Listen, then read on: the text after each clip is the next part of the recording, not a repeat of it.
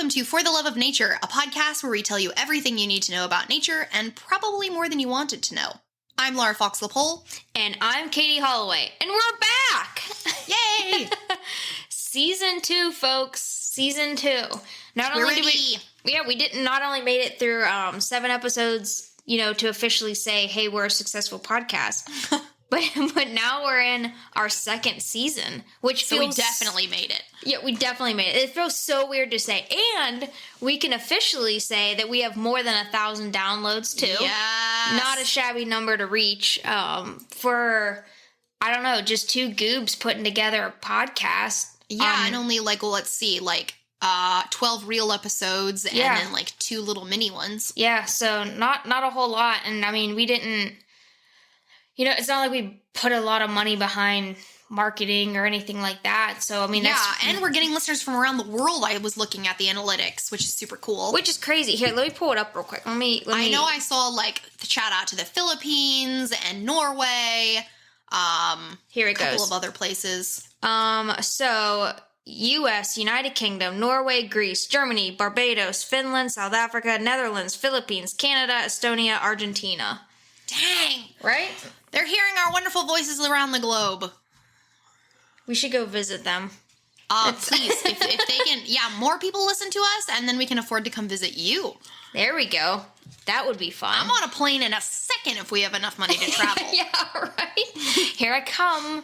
We can couch surf, too, and save money. We'll just couch surf with our fans. And hope we don't stumble upon anyone too intense. Yeah, right. We don't want, a misery situation. Staring over us as we sleep. I'm a big fan. Oh, jeez. Yeah, but we have a lot of exciting things planned. So if you listen to the mini episodes in between the season break, we talked a lot about the business perspective side of things. But, man, do we have a lot of awesome things planned for this season. Yeah. We're bringing guests in, which is so freaking exciting that we're going to be interviewing some people. We're launching our Patreon page. Whoop, so if everybody goes to Patreon and searches For the Love of Nature, you'll be able to find our page there. And that really, it helps us to be able to bring more guests to you guys. It helps us to be able to bring quality content, more merch. So there are different monthly subscriptions you can do to support us.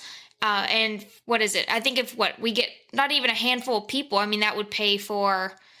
Yeah, just our monthly overhead. Yeah, really to help us out. And that's really what we're needing. So if you really would like to support 2 starving podcast artists, not really, but it would really help us so that we can focus on bringing the guests, and doing a lot more fun stuff for you guys. So, head on over to Patreon, search for us For the Love of Nature, and give the stuff a look. And there's some merch and stuff on there too that you can get. So, and the website we're slowly bringing up, right? Slowly bringing up. The more people that we have that would support us, the faster that process would go. Because again, it all costs something.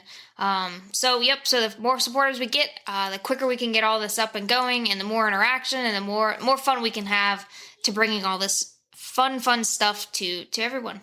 Yep. Alrighty. Okay. Are we just gonna... What else has been going on with you? We took a break. You and I kind of talked throughout it, but not a whole lot. I just got back from vacation. Lucky. Much needed vacation. I put some stuff in iNaturalist. And I definitely did too. So I feel like I have to work up to your level. So, because I always... Yeah, because I think I'm at 1,600 observations now. Oh my gosh, yeah, I'm at a dozen. Well, first of all, I had an old one, and I have no idea what the login for that was. Yeah. No clue. So I restarted it a while ago, and then so I was on vacation. I was like, you know what, I should probably do this, because we just talked an episode about it last season, and so... Yeah. So I started putting some stuff in there, but it was one of those vacations where you need a vacation, but then you're on the vacation. You're like, holy crap, did I need a vacation? So it felt really good, and my team at work didn't bother me at all. So that was always, that's always really refreshing. Yeah, a nice feeling that, they hold down the fort while I'm gone. And so, it was very, very relaxing. Yeah, I bet. Well, I haven't been able to go on vacation because I'm hoarding all my vacation days for maternity leave. Because I'm going to pop out a little baby nature lover at the end of August. A baby fox. A little cub. So that's been life. That's been one of the hardest secrets to keep, because the number of times where we've said something funny at the end and I almost slipped to say something about a baby. And I was like, oh, don't say anything. So, right. It's just so, I never know, like, but I figure now, by now. You're good. And I've been obsessively saving anything that has foxes or mushrooms on it. I'm so excited. For you. I searched Target last night specifically for baby fox stuff, and there was like 200-something results. And I was like, whoa. But I didn't register for everything. Just 200. 200 fox objects, please. So that I finished my semester of school at the beginning of the month. So I'm off for the summer, which is wonderful. Oh, you are off for the summer? Yes. Okay. Yes. Take a brain break. Yeah, I decided. Grow a baby. Take a break. Definitely a brain break. Also, I'm lucky enough to have my employer help pay for school. Yeah. But they'll only pay a certain amount per year, and it works out to one class per semester. So I'm just gonna not pay for school if I can help it. Yeah, and enjoy that too, for sure. Well, yes, I'm excited you said something, because now I can make mention of little baby. Now I'll make mention. Make mention of how excited I am for a baby. What's a little mushroom called? Is there a name for a tiny mushroom? There has to be. I mean, what's this? A spore is the egg. I welcome my little spore into the world. We could. I don't know if there is one, but like a funglet. A funglet. A funglet. A roomlet. I don't know. Well, we'll think on it, but we have to think of something. There's a teeny tiny mushroom. Oh, that's so good. That's a really cute picture. Like a baby mushroom. Joshua! Baby mushroom picture. Oh, goodness. It's in my phone. Like, I had to choose a name for it at the very beginning for my app. And so right now it's just Acorn. Acorn, yeah. Which like, very much sounds, seems very fitting for you. For sure. What size is the baby now? What's that? Like, what's the comparison? Oh, size? Today that we're recording, it is a slow loris. Oh my God, though. Can you imagine how terrifying that would be if you had a slow I mean, granted, they won't break Justin out of you. It would be the most, it's one of the most hideous things he's ever seen. So hopefully I don't give birth to something like that. But they're vicious. They're vicious little suckers. What? Is it venomous armpits? Or it is it? They've got spurs somewhere, I thought. Yeah, no, they do. And that's what so they're toxic. They're very dangerous. They're crazy. No joke. Yeah. Slow Loris. Oh, goodness. I had a puffin like 2 weeks ago and I was dying. Some of them are really good and some of them are just like, eh. A puffin's pretty big, though. Like, a puffin can be pretty big. Yeah, I was surprised. Sometimes I am like, is that really bigger than that other thing? Like, there was a guinea pig. You're giving feedback of being like, guys, listen, you're incorrect. I don't know. Yeah, like, it was like a guinea pig and then puffin or whatever. And I was like, I have seen some big guinea pigs. Yeah. I don't know. I have seen listen, guys, I have seen some big guinea pigs. I have seen horrific guinea pig things in my days as a keeper. Literally a stall of guinea pigs. Was it an entire horse stall? Were they feeding? Like, were they like feeder rodents? Yeah, for people to look at and all over, gotcha, but also for feeding. Yes. Okay, yeah, because when I was in Australia, they would keep at like rehab centers. They would just keep like, what's a group of guinea pigs? I don't know, a pack. Annoying. I don't. Right. That is all the only sound it is, and I remember. Go ahead. Oh no, I was gonna say we were walking around, and one of the So one of the unknowing non-science students, intense science students, I should say, that was with us, she was like, oh, these guys are really cute, but they don't have a sign here. And she's like, what are these called? Are they just guinea pigs? And we're all like, that's food. Like, because they were rehab animals. Like, they're eventually, like, they don't. Some of them are going to be re-released, and they got to learn how to catch food somehow. Yeah, that's rough. I would have a hard time feeding them live, for sure. Right? Ugh. But I'll never forget, guinea pigs, for anybody who doesn't know, guinea pigs are brutal if you keep a lot. I remember walking into that stall once and finding what looked like a guinea pig coat. All that was left was the skin, and it looked like a little jacket. And yeah, only, like, you think guinea pigs are herbivores? Maybe they're supposed to be, but not all the time. Somebody's like, I'm cold, I need a coat. And then just... It was like a regular thing. Every once in a while, you'd find nothing left but the skin. That is so weird. It just reminded me, like, that is a thing, like, everybody thinks about, oh, yeah, my cat would eat me if I died. Right? Nobody thinks about, like, the guinea a horde pigs. of guinea pigs. Yeah. How many guinea pigs you have? Oh, goodness. What else? I'm trying to think of anything else that's been going on. I'm gauging my ears. Whoa. Not very big, though. Don't get too excited. Yeah. They're really tiny. I wouldn't want you to do too big. No. The only reason why I am is because earrings are so pokey. Listen, there's a ton of stuff I complain about being a woman, and these are one Aunt Flo coming to visit every month. But this is earrings. Why are they so sharp? Yep, and poke it in your, like, you rest your head on something and bam, right into your neck. Right into your neck. Why do they need to be so intensely sharp? There's no reason. So anyway, with a lot of the gauge ones, I am definitely, like, I will wear a necklace for months on end. Like, I now rotate them, but I'll set it and forget it. Like, just wear it, and then I'll wear it for months, and then I'll switch it out to another one, wear that one for months.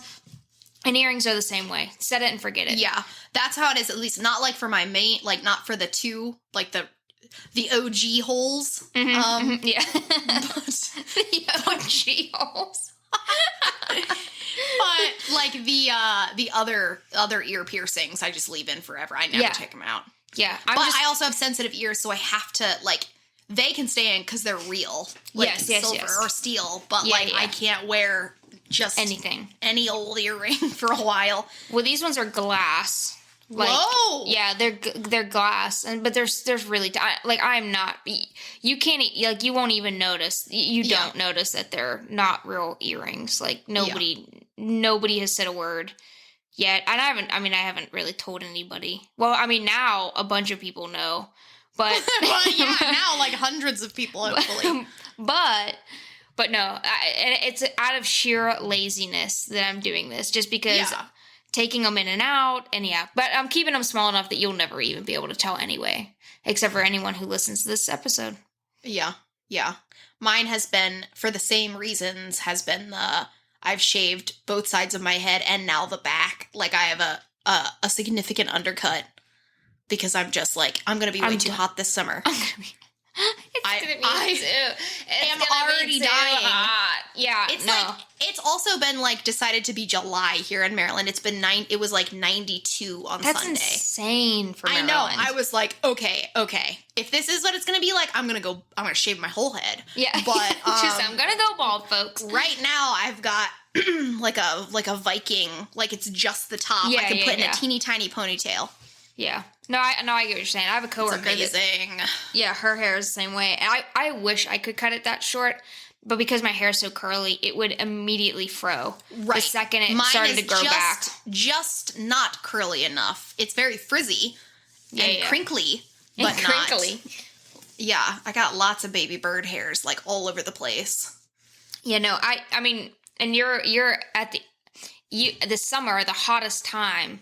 Yeah. You're going to be the most pregnant. Yeah.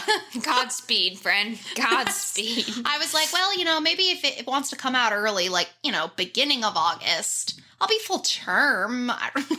I don't want it to come out before it's ready, but just wait. The last month, I mean, because you were with me that last month, I was like, get this out of me. I was done. I was swollen. Ugh. Pregnancy, folks. It's so much fun. Oh, goodness. All right. Anything else we want to kick off this season? Yeah, I think we should dive into it. Oh, goodness. So we really took a turn of events with this one.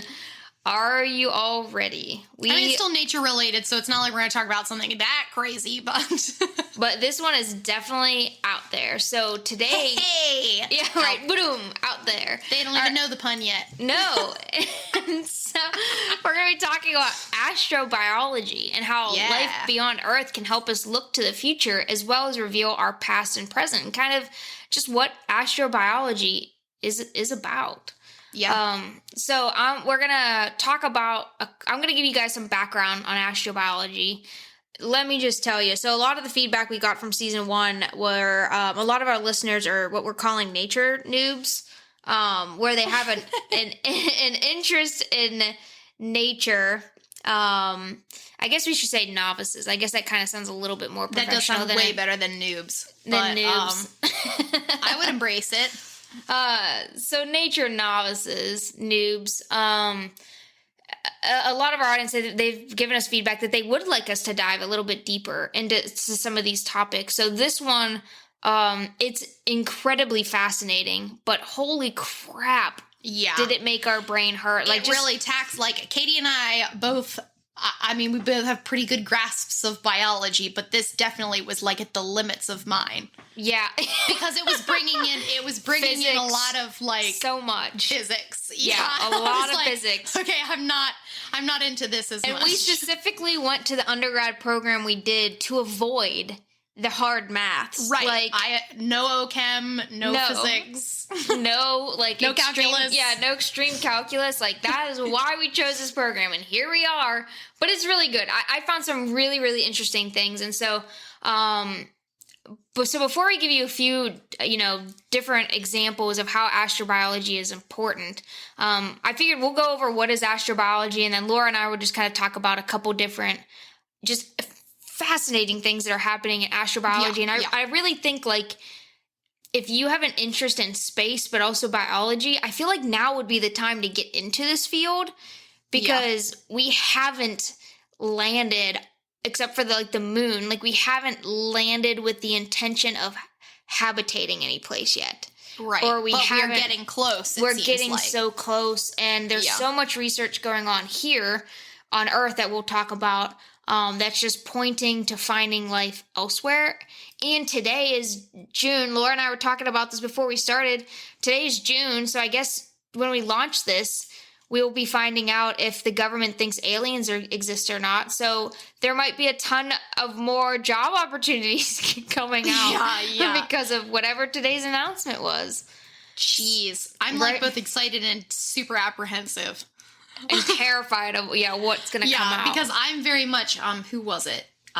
Is it Stephen Hawking's point of view on aliens? I think it is. Where he talks about what it would be like, and his theory was, like, aliens would be so far advanced, it'd be like us and cockroaches. And, they're going to come here for resources, and they're not going to take into consideration the cockroach point of view.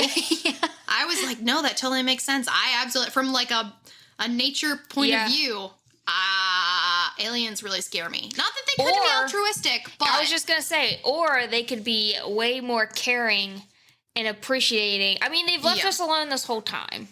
Yeah. If aliens are out there, they've left us alone this whole time, or have they?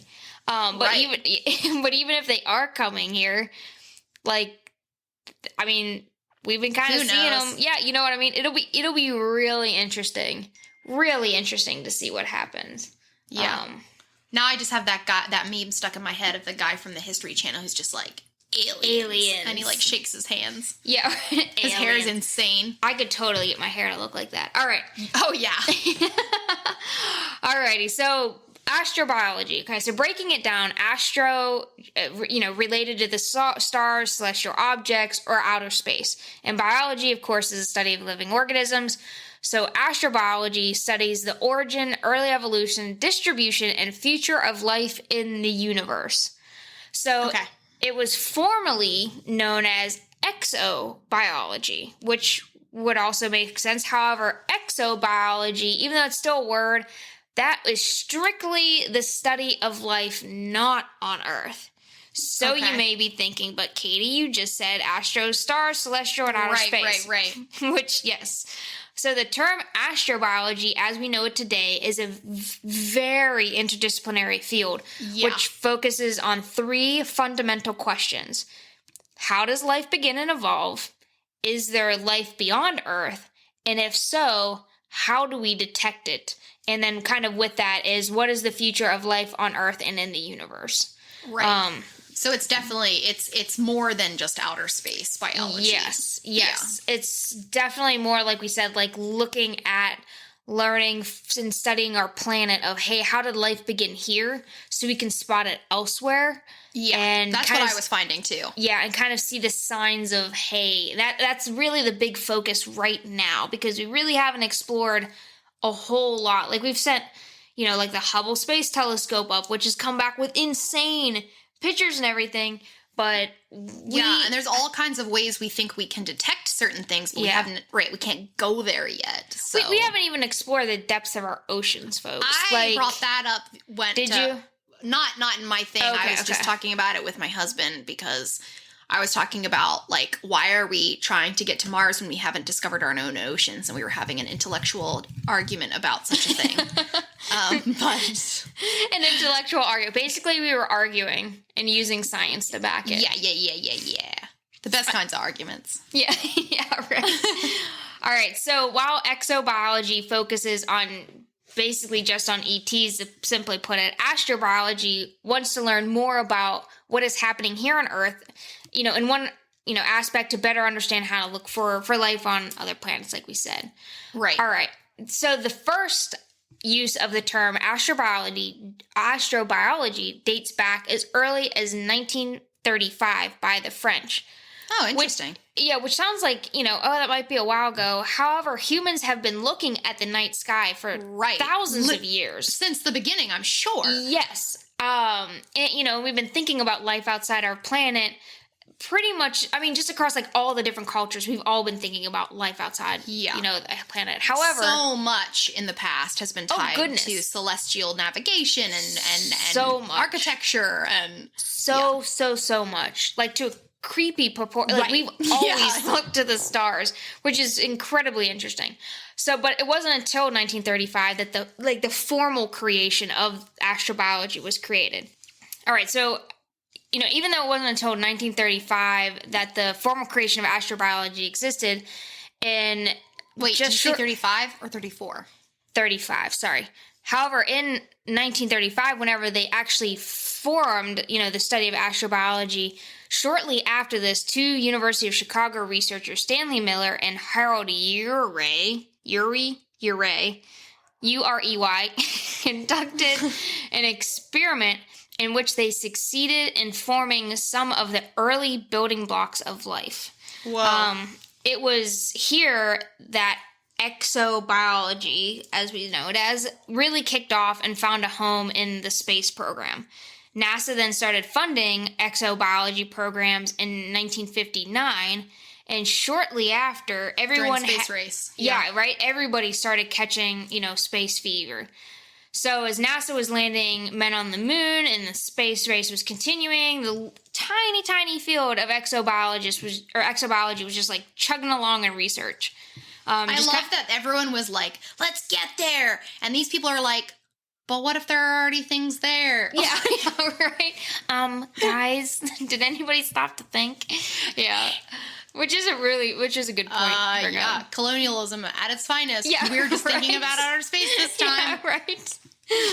So by the mid-90s, and I skipped like a ton of different projects, because there was so much, there really was like so much unknown research that was going on. But so everything from astrophysics, planetary science, and other space science areas were all progressing. In 1996, a group of researchers published a controversial article in Science, the magazine, by the title of Science, about possible signs of life in a meteorite. That's where I keep finding but it seems like that's where they're finding the most like building block stuff. Yeah, which is just like on a meteorite, and they're still talking about it. Which I couldn't find that article. I probably could have dug a little bit deeper. No, but I think there's literally multiple meteorites now where that they're looking at some stuff. Well, that specific meteorite showed evidence of something that they believe were microscopic fossils of primitive bacteria-like organisms. That would be amazing. Aliens, man. That's where you get the aliens. Yeah. But the broader science community, still to this day, as far as, NASA's website has informed me anyway, has yet to put any credibility behind the claims, which is crazy. Yeah. I mean, I guess it would depend on what it looks like. But it also blows my mind that, and being in the science field, like, you get it, but so many different disciplines fight. Like, shouldn't we all be figuring this stuff out together? But they want to just discredit, and it doesn't make sense. Like you said, I mean, it might be, not good, but I don't know. Well, so anyways. It's been 25 years. You'd think they would have come to some conclusions. Right? Dang. Something. So, again, I'm not really exactly sure, like, what the reasoning is, other than people just basically don't want to admit there are ETs out there.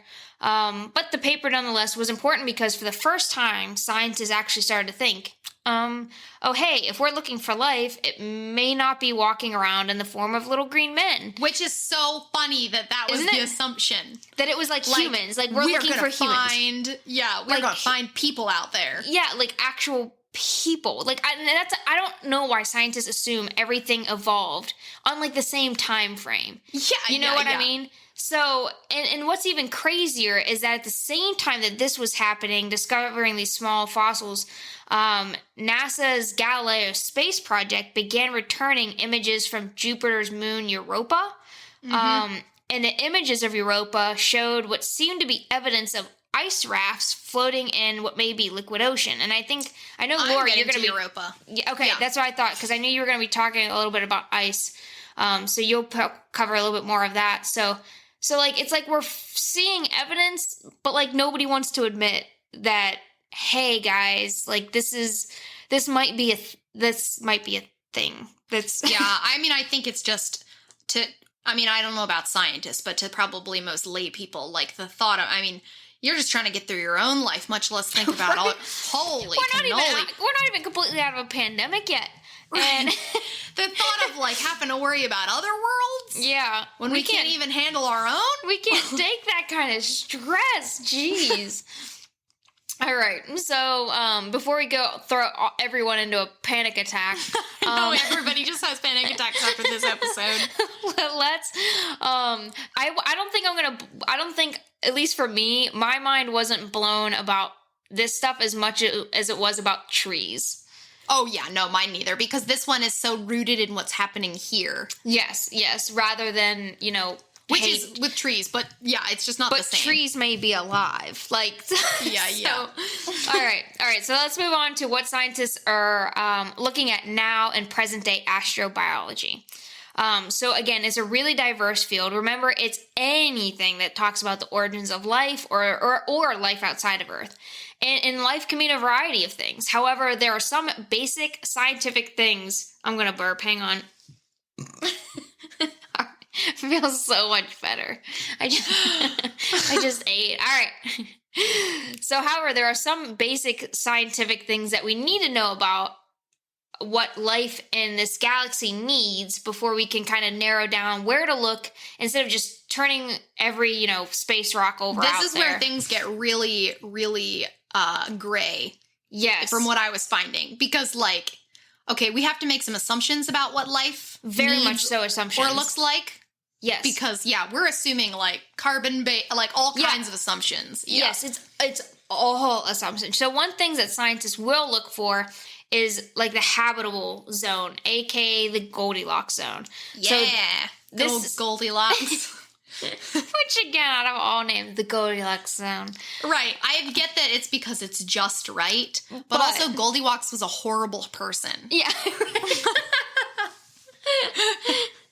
She was a very rude, unsupervised child. Don't even get us started on fairy tales. No. I never even thought about the unsupervised part. She busted into a bear's house. Where are their parents? Well, why does bears living in a house anyway? I would have went into the house too.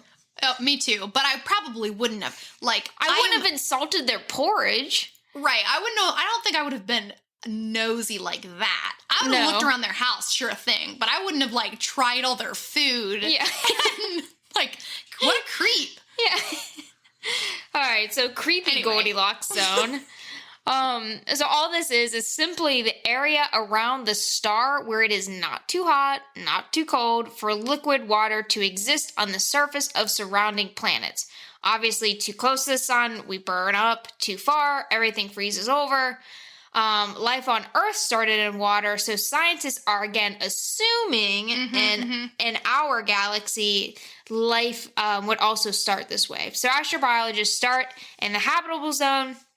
And that's where they will start to look for biosignatures. And they have been finding, there are so many more habitable zones than they thought. Yes. They're finding hundreds and... Yes, which is nuts. Again, it's crazy to think about.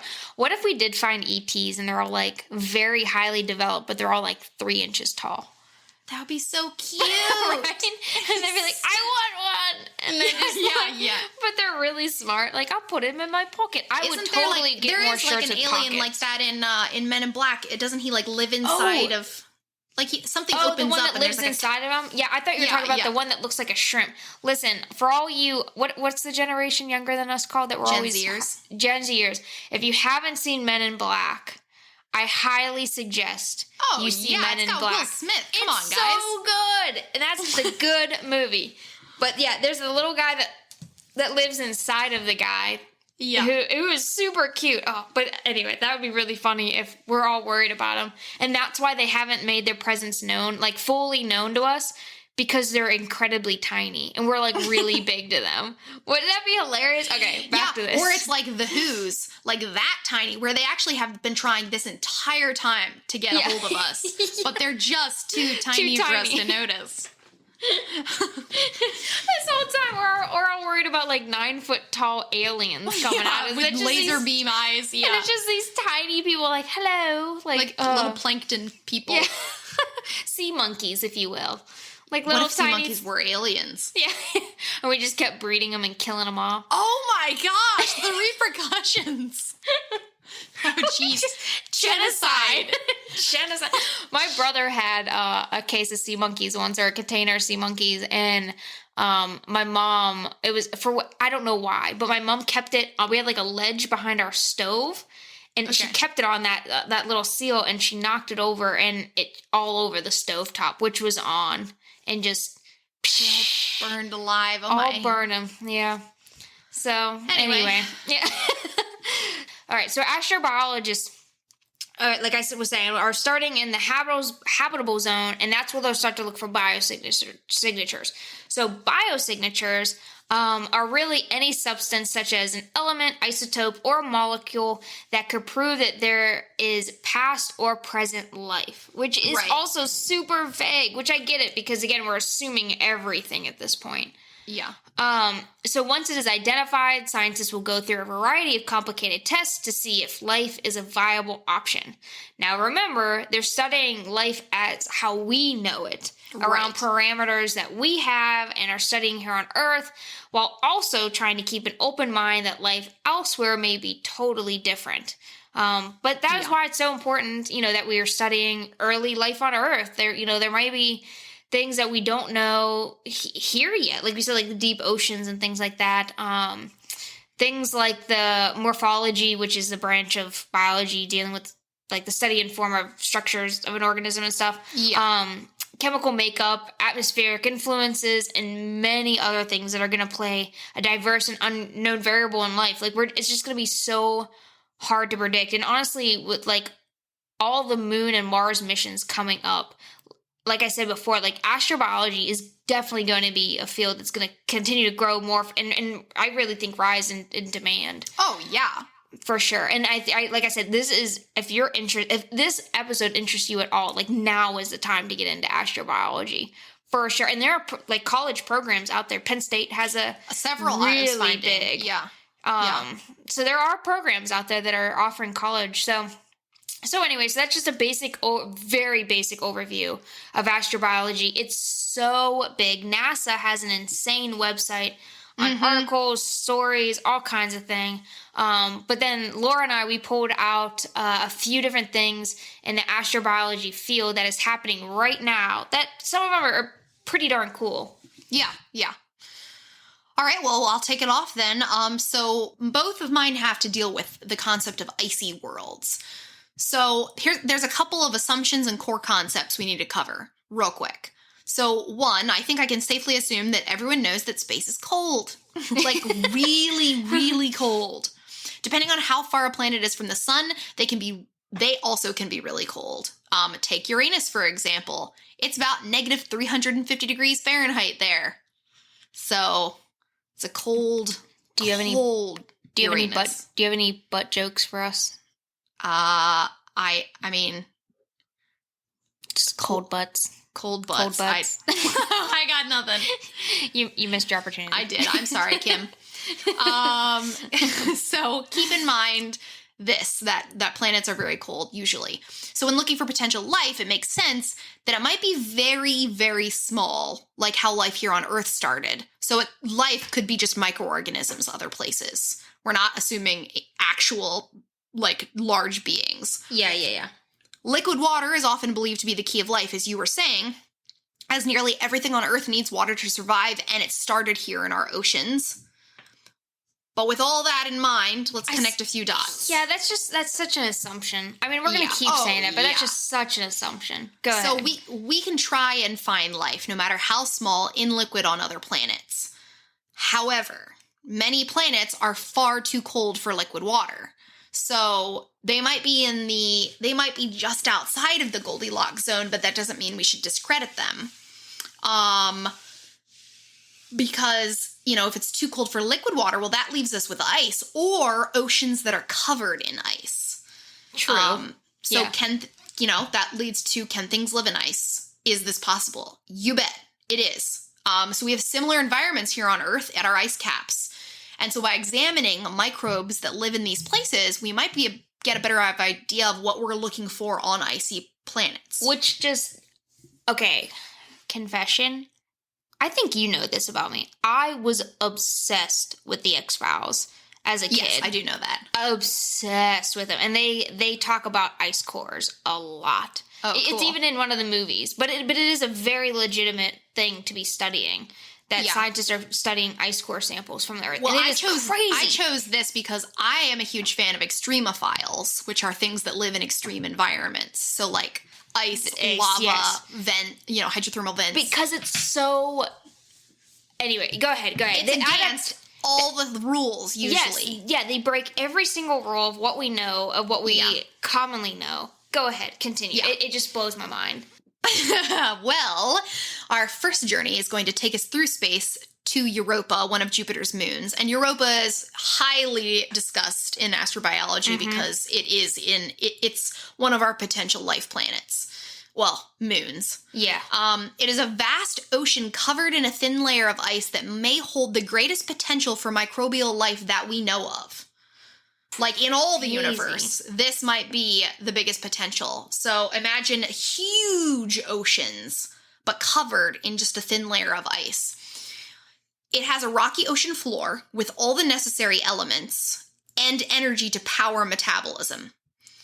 So these three elements, they're thinking, okay, this has to be like the beginning for building blocks. This is perfect, yeah. You need water, you need energy, and you need biologically essential elements for life.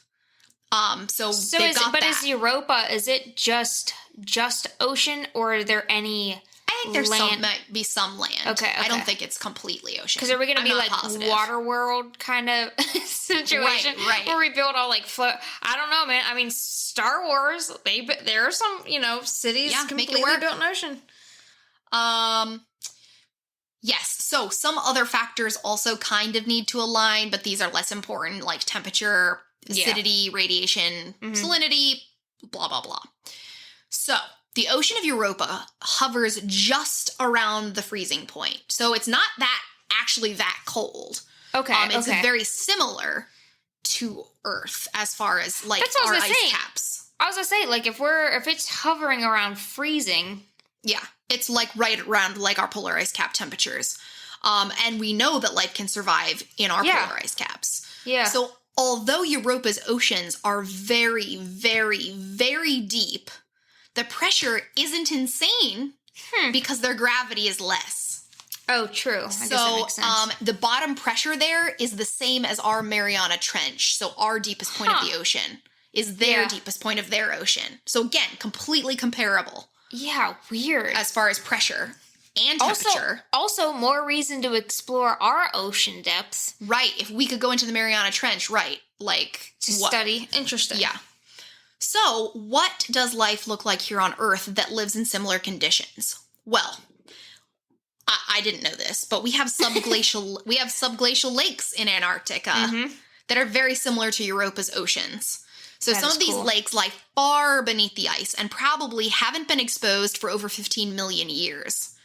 But there's still liquid water down there. Liquid water down there? Yeah, liquid water. This goes back to like the deep water that I was talking about, like the Mexican blind cat. Yeah.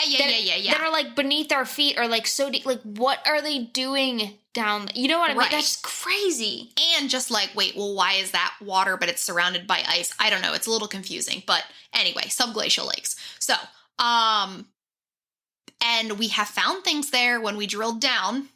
And it's a lot of life. Like, not just like a few things. It's a lot.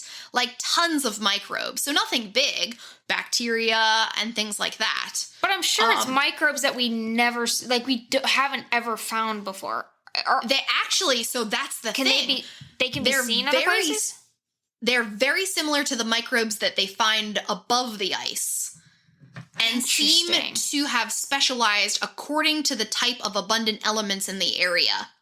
So they're thinking probably they got trapped down there and they've just survived this whole time. Let me like out. The blind catfish kind of thing, right. You know? Like, I don't know where to go. It's still a catfish. So, but they're very specialized. Like, what I was finding is that, like, iron and sulfur in particular, they're especially... Their metabolisms use like one of those elements. So they're highly, highly specialized for the elements that are around. So they can use rock, minerals, and other things as energy and the building blocks for life. That's pretty cool. So extrapolation, Europa's oceans could do the exact same thing. Yeah. So liquid water plus biologically essential elements plus energy plus time plus catalytic surfaces, which means like changeable surfaces equals life. So if it can happen here in our subglacial lakes, why isn't it happening? I mean, who knows? Maybe it already is happening there. We just need to go get water samples. Yeah, it just very much could be. Yeah. That's because crazy. Until we crack through their ocean's ice, we can't see underneath of the ocean there. There could be like whale-sized things there, and we just Which would be terrifying. Like a whale-sized bacteria. And that's what I'm saying. Like, we always assume that life evolved other places the same way it has here. Right. Why do we assume that? But it's all just a mathematical... guesstimate. Yeah. Like, it's a very educated guess. Now, I'm not saying, they are all kooks, but it's the same thing with, like, look how, like, whenever we find fossils here, how many times we've been wrong. And it's because, about like, what they looked like. Yeah, about what they look like. You know, like, we're finding out more and more have feathers and more, they weren't, like, the drab, browns and stuff that we thought they were for the longest time. And so, like, it is a very educated guess, but could still be wrong.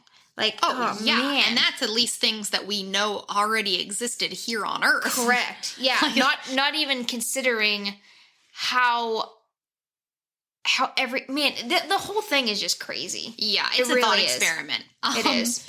Okay, so our second journey takes us to Mars, where there isn't any form of liquid water or really even ice water in the same way. Yeah, because I was going to say, like, the more we talk about Europa, it sounds like I mean, I get it, Mars is closer, and it's like the next logical baby step. However, Europa sounds way more promising. Totally. Mars just seems like a wasteland. But so what they're thinking about with Mars is that Mars has permafrost. Mm-hmm. Ancient permafrost compared to ours. Like really old. Like maybe, oh man, my brother and I were talking just on Sunday. Like, what if we find out, okay, stay with me here for a second. I'm ready for Planet of the Apes. You seen the original? Okay. Yes. Oh, yeah. Okay, I think we've talked about this before. Yeah, I've actually only seen the original. I haven't seen the new ones. So, spoiler alert, everyone stop listening for a second if you haven't watched the first one. Oh, come on. No, listen. Those were, from like the 70s? Yeah. If you haven't seen it, it's your own fault. I'll give him a second. Anyway, at the end, when he discovers this is just Earth in the future. Yeah. I was like, what if we find out that... Like, my brother was like, what if we find out that, like, there's, like, a wormhole between us and Mars that we end up just keep going through, and, like, Mars is just Earth way far in the future, and we've already, like, that's our future. I mean, if you've ever seen the, what's the Interstellar? Yeah. You want to talk about a mind-bending Dude, I can hardly watch movies like that. It's too much. Oh, my goodness. It's so good. I like brain practices like that. I like it to a point, but then it just hurts. Yeah. It's a long movie, but it talks about like string theory and multiple dimensions, multiple universe. And I walked away from that movie being like, wow, this totally makes sense how it can work. Yeah. So anyway, crazy. Mars, ancient permafrost. So could there be life in that permafrost? Or evidence of life that's frozen in there, like in our permafrost. So it's possible because we've seen it here on Earth. So permafrost has been studied fairly well in the Arctic. Yes. But not as much in the Antarctic. Really? So that's what I was finding, fascinating about this article. So and what's interesting is that the permafrost in the Antarctic is believed to be the oldest studied. So it's older than the Arctic permafrost. I guess that makes sense. They think it's up to 30, it could be up to 30 million years old. Okay. So the Antarctic permafrost is also much colder than the Arctic permafrost. Mm-hmm. So it gives us a better idea of what conditions might be like on Mars. Because, that makes sense. Especially because their permafrost is so old. Yeah, we've got to at least have something older than what's up in the Arctic. Did you say how old they think the Mars permafrost is? Did I miss that? No, I did not. You don't have a guesstimate? Okay. I didn't know if we had a guesstimate yet or not. Okay. So we, in our own Antarctic permafrost, have found millions of microbes and their parts and products. So, like bits of them or like stuff that they've created and expelled have all been found, and all of which are viable. Meaning either alive or could wake up and live again. Okay, that's... Yeah. I'm alive. That's like a full Lazarus effect there. And just terrible. Like every time I even think about bringing things back that were in the permafrost, I just want to shake anyone who's doing that and being like, what are you thinking? What are you thinking? Yeah. Do you not know what you could be opening up? Watch some X-Files, watch some there's an awesome Amazon Prime show. I believe I'm here for it. What is it? Like Icelandic or Norwegian, one of the two. It is bizarro, okay? Like bizarre. But the first season has to do with like a mammoth that thaws and releases I think it's a parasite or a bacteria. That's never. Well, I mean, we have found intact fossilized mammoths like stomachs and hair, and so that's if very anything possible. Lives in them and gets out. This one, it was making people like go crazy and kill other people. It was fascinating, terrifying. But anyway, so what we have found in the Antarctic theoretically could be 30 million years old, and it could still be alive or come back to life after 30 million years. which is crazy. Yeah, it's so awesome and terrifying at the same time. So bacteria, fungi, algae, etc., were found and likely came from the surface where the soil used to be exposed. So it is similar again. Not only can this information give us clues as to what life in permafrost may look like, but also the feasibility of freezing living things long enough to transport them from one planet to another. So this was giving implications of like, okay, let's say we could grab some permafrost from Mars. Yes. We have to get it back here or set up a lab to analyze it there. Yeah. And right now we have no way of keeping it cold enough, long enough. Yeah, to bring it the whole way back. So if something can survive 30 million years in ice, then maybe we can keep it just frozen. Yeah. Somehow. Dang. So if we find life on Mars, would it survive the journey back to Earth to be studied? Maybe if life in permafrost gives us any insight into this. So what both of my studies point out is the fact that if life can survive in extremely cold temperatures and habitats here on Earth, why not on other planets with similar conditions? Isn't that a logical conclusion? Because I think so. Oh, my goodness, very much so. I think so. And again, it goes back to the point of, I think we're thinking in the past, I think with movies, everything, we have just thought about alien life in all the wrong ways. Yeah. Like, at least the general public, the general scientific, you think anytime we see, an alien movie, it literally Little Green Men. Yeah. Like, that's what comes up. Yeah. And a lot of that, too, is, like, you think about Roswell, all these all the things that people connect with aliens and drawings that they say they've seen. There was humanoid a lot of times. Yeah, it was always humanoid. But what if it was just, like, tiny humanoid? I don't know. I can't get away from that now. What if it's just, like, really tiny and cute? Yeah, what if they're, like, little frogs, like sentient frog things, or octopi, or, or what we think look like. What if they could be, like, our friends? Like, you can friend them. Guys, best alien story, in my opinion. I don't want to lose you here. It's written by Stephanie Meyers, Twilight Lady. Don't ignore it. Way better than Twilight. It's The Host. They made it into a movie. It's a crap movie, okay? But read the book. Is so good. And the concept is that the aliens, they're almost like kind of like filamentous centipede looking things, but essentially they insert into the spinal column of something. So they have hopped worlds and improved them, in their opinion. Like, they end violence, and they live in perfect peace, but at the expense of whatever they've taken over. Crazy. So the book is all about, it's a lot of it, the reason why it's a crap movie, and I knew it was going to be when they announced it, is because half the book is in this girl's head. Her personality was not erased. She stuck around. So she's still in there, and the alien's in there, and they're trying to reconcile, like, emotions and feelings, and it has to do with, like, how strong is love, and could love keep you aware even in some... It's so good. It's so good. Okay, we'll have to get The Host by Stephanie Meyers. Who? Stephanie Meyers. So, okay. like, you're thinking, like, Twilight, like, so much drama. That's an unhealthy love story. I recognize that now. This one is a much healthier romance. I never got into Twilight. Yeah, I never got it. This is definitely, I'm sure it's shocking to you. It's aliens and, like, human survival. Like, it's, like, this community that lives in the desert underground where they can't be found. Like, it's cool. It's cool. Crazy. Okay. I read it to my brother, and he liked it, so it's not just, like, a chick thing. Yeah, not just a chick story.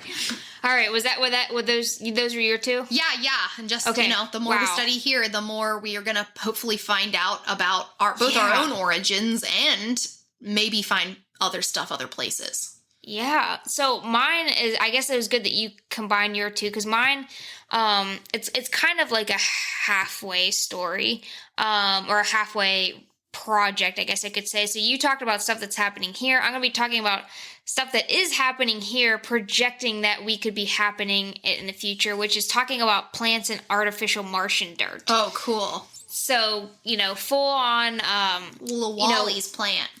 Right, pretty much. So, unless you've been living under a rock, several private companies, including our own government, are all racing back to space again.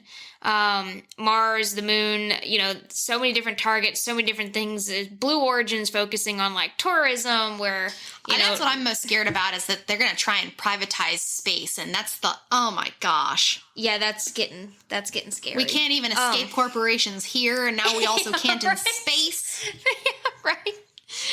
Not again. Another great alien thing. There's a new video game that came out this year called Outer Worlds.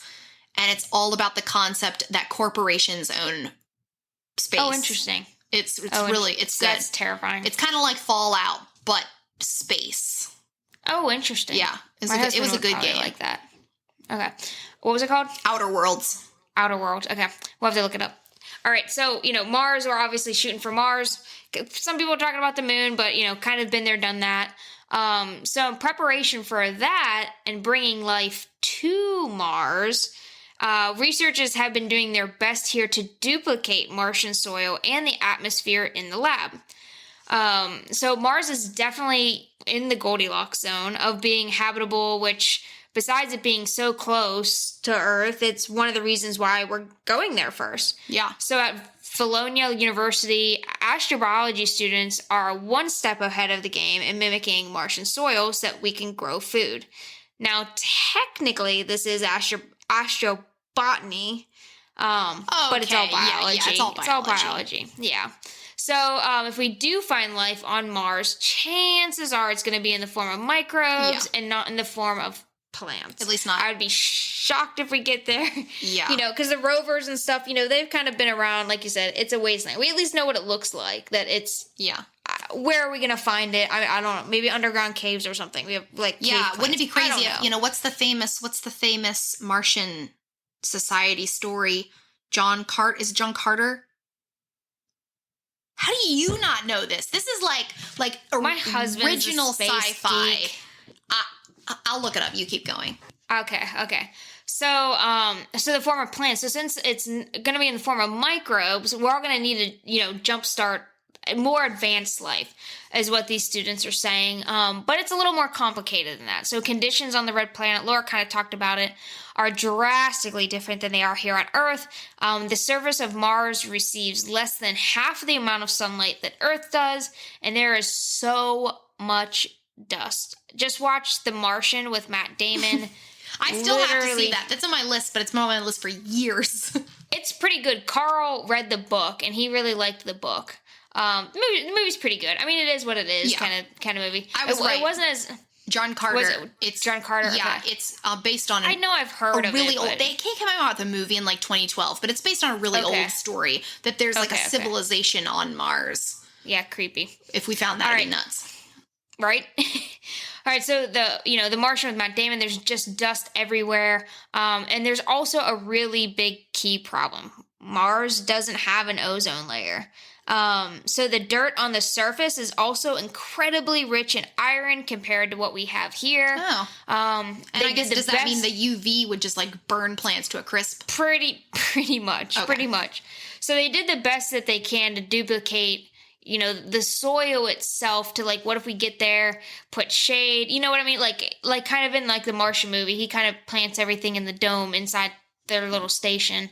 But they did the best they could, these students, to duplicate it, and selected the most nutrient-rich plants that could live in such iron-based soil, I guess, which is lettuce, kale, garlic, and potatoes, as well as hops. Potatoes! I was just going to say, everything sounds boring, but you have me at potatoes. You can do anything with a potato. You can. You really, really can. So they planted the seeds in different concentrations of Martian soil in a greenhouse set up to mimic Mars. The results? Many of the plants grew absolutely just fine.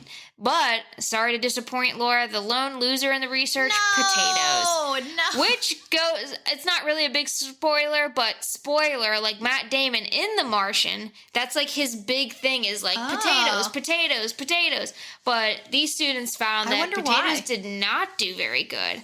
The simulated dirt is too clay-like and compact, so potatoes couldn't do what potatoes do and expand. Yeah. Well, they just didn't have the right growth room. Yeah. Because you think about, like, how a potato grows. It doesn't, yeah. It's like a baseball underground. And, you know what I mean? The more clayey soil, the more moisture it's going to hold. And you're just going to be soaking a potato. It probably just gets, ugh. Yeah.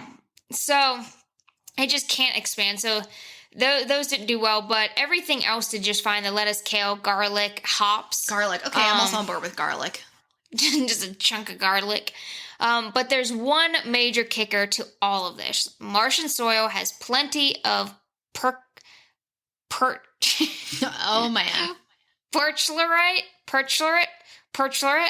on the surface, which is a compound that lowers the freezing temperature of water enough to explain why researchers have found signs of liquid water activity on Mars. However, this perchlorate is toxic to humans, causing severe thyroid issues and death. Severe what issues? Thyroid issues. Okay. Yeah, like severe thyroid issues. Yeah. So growing on the red planet is going to be tough since it's, First, we have to take out all the perchlorate. yeah, right.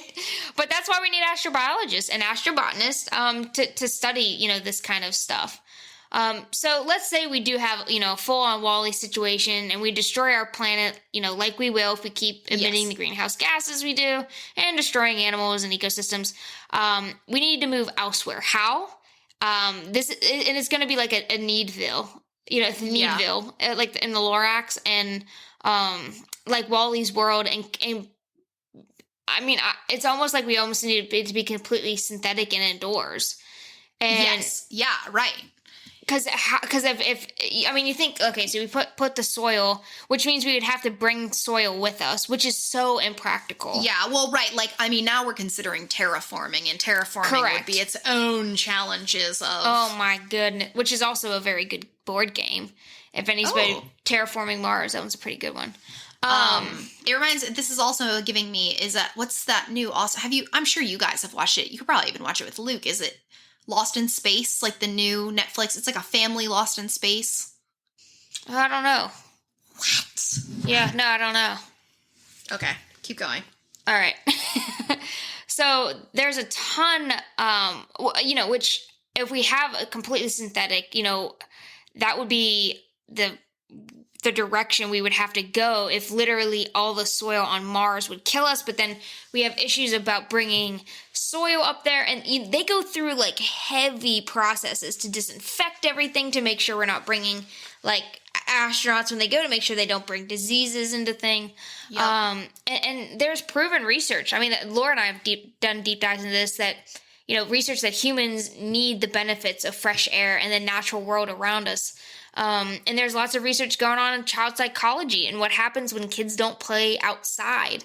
The book Last Child in the Woods by Richard Love, or look at the research of forest bathing that we've talked about in another episode, or any other countless articles on how much humans' mental health relies on forests, greenery, and other things. So it is interesting that we would need to figure out, something. So that wouldn't be all Wall-E synthetic here. Right, because otherwise it'd be no different than us living in a space shuttle, which seems like it would suck. Yeah, right? Yeah. So thankfully, though, plants in space has been seen as a priority for everyone from NASA to other companies who have been trying to figure out how do we bring life with us as we live in space, and probably within our own lifetimes, other planets, at least within our kids' lifetimes, other planets. So currently NASA will be studying 7 things on the International Space Station that will help us at least study plants in the artificial environment, if that is our only choice. So 1, they're looking at picking the right plants. The Bologna students found out potatoes were a no-go. I feel like we need to make some kind of, what if we couldn't do anything with animals? We need a plant that can give us protein. Yeah, right? Yeah, no, that would make sense.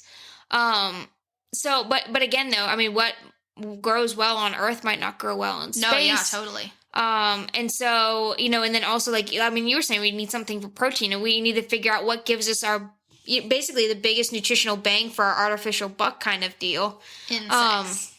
Yeah, insects. It really is insects, mealworms. So the second thing they're looking at is gardening in space. We'll have to find alternatives for literally everything. We can't make a raised garden bed in the International Space Station. So we'll need innovative solutions to hauling literal ton of soil into space. But is it, hydroponics, aquaponics, is that our solution? But then that's water, so there's all kinds of stuff. The third thing they're looking at is the right light. Plant needs red and blue light to grow. Earth has the perfect growing conditions to accommodate that, but space, it's a little different depending on where you are. Because although plants are older than animals in the evolution scheme, they are still, and I talk about this all the time with programs at work. We talked about it today at a program with preschoolers, that plants are made to live in a certain habitat. They are perfectly adapted to here. Yes. So, it'd be a wild shot to take them anywhere else. Taking them elsewhere, yeah. Because, for instance, the fourth thing is the influence of gravity. Will this affect the yield? I mean, totally. On a molecular level. I mean, it certainly. I mean, they're studying that in humans. Why would it be any different affecting it molecularly on plants? So 5 is water delivery. All of our plants here need water. Pollination. That's got to be on the list. Yeah, of artificial pollination. That's not everything is going to age was number 6. Seeds, they probably have to decrease in viability in space, because you figure how far we would have to travel. Yeah. And lastly, the 7th thing they're looking at is humans. Gardening for survival isn't as simple as, here at home in our backyard gardens, which is very difficult anyway. Yeah, it is. If we have a plant or crop that dies here, we just go to the store and buy more plants and try again, or just go to the grocery store and buy the food like nothing happens. That can't happen in space. Right. There's no fail. Yeah, it's life. It's literally life or death to grow. And I've seen my gardening skills.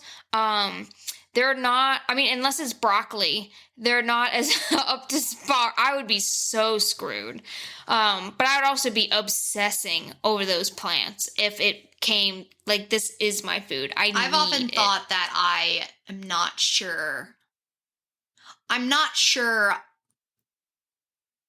for my own mental well-being, would I want to go on if I had to move to a planet like Mars where, there weren't going to be any trees. I wouldn't unless it was Avatar. Right. No, exactly. Unless it's Pandora. I honestly don't think my quality of life would be so diminished by not getting to go outside, by literally not just the animal, but the plant life. Maybe everybody else will move and then we can just stay here and we'll take over Earth. Yeah. And bring it back to life. Apocalypse style. Yeah. Bring it back. I like that. I could try that because, I don't think I could survive without trees. I don't even think I could live in the desert. But I'm in Texas and it's a huge difference of not seeing trees all the freaking time. There are huge forests. And people in Texas will be like, oh no, we have trees and forests. I'm like, just go to another green state. It's so different. And when you grow up in such a forested area and then you move here, you're like, what is it? And this isn't, it's still, set North Texas. And even this isn't as bad as, getting into the Southwest of just scrubland desert. So anyway, those are the 7 things that NASA and their astrobiologists are studying to try to figure out if all of this is even an option. It has to be. So they're going to have to figure out solutions to some point. So who knows how long it'll take us? That'll be the thing. Yeah, who knows? For now, we're just going to have to cart, mush space food everywhere and toothpaste form. Yeah, I definitely think that I wonder if they'll be screw it. We'll just make the multivitamin that people can live on. Are they gonna like it? No. But they'll be alive. Yeah. Yeah. All right, folks, that's all I had for astrobiology. This is a deep topic, and if you are really interested in this, NASA had a really good website that we pulled a lot of information from. That's where I pulled both my articles from. Yeah, and then they're a really good they just house so much information on their particular astrobiology site. So you just Google astrobiology NASA, it'll come up because they're still seen as as the premier the people studying this stuff for right now. All right, guys. Well, that's episode 1 of season 2. So don't forget to follow us on social media at FTLON on Instagram, Twitter. Go visit that Patreon and support us so we can bring you guys more stuff and more content. And we will talk to you all next week. Talk to you then.